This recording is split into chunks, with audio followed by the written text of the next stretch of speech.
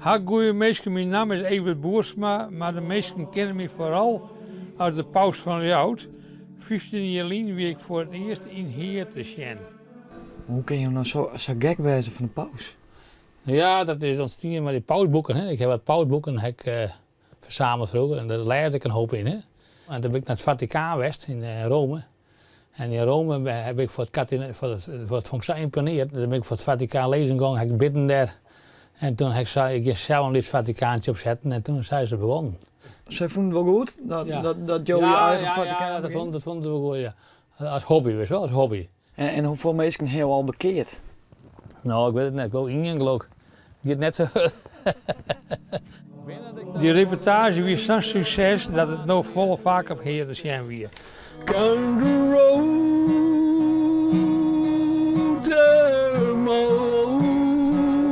hele hoek zit vol.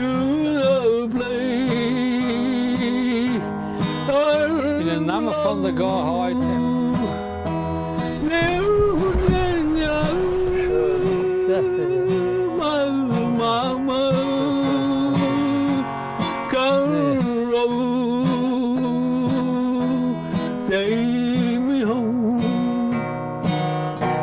Hoe gaat het met jou? Nou, ik heb het gehoord. Ik ben al aardig gezond.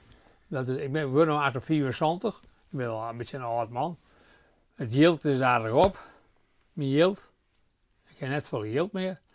Maar ja, ik moest altijd maar aan denken. Franciscus van Assisi, die hield de armoeder lief. Hey. En dat was een groot man is dat geweest. Maar ik ben nog aardig gehoord en ik ben een hoop in Baltert, ben ik bij mijn vriendin. En hij had daar een goede bon mooi. Hoe Ja, is dat? die ken ik al 24 jaar. Een oudere vriendin. Ze is 93. Hele beste vriendin. We hebben een plateau, gewoon een vriendschap hebben.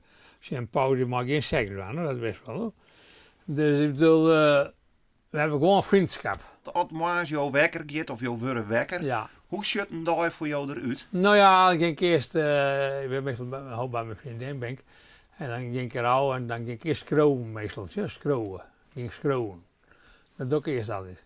En wat schreeuw je dan? Nou, ik schreeuw een dagboek en ik schreeuw naar kardinaal Eijk en ik schreeuw naar de bisschoppen en zo wel. Hoe zit het momenteel met jouw levensvreugde? Hoe gaat het? Nou ja, ik ben geen zagrijnige man. Hè. Vroeger was ik depressief eigenlijk. Dan ben ik op oudkeurt vroeger. Heel depressief ben ik geweest en overspant.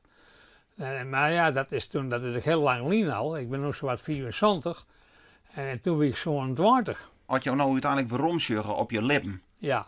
Ben je dan tevreden met hoe het gaan is? Nou, ja, ik ga net graag oudkeurt west. Maar ja, dat is toch zo roen, ja, dat is wat jammer geweest.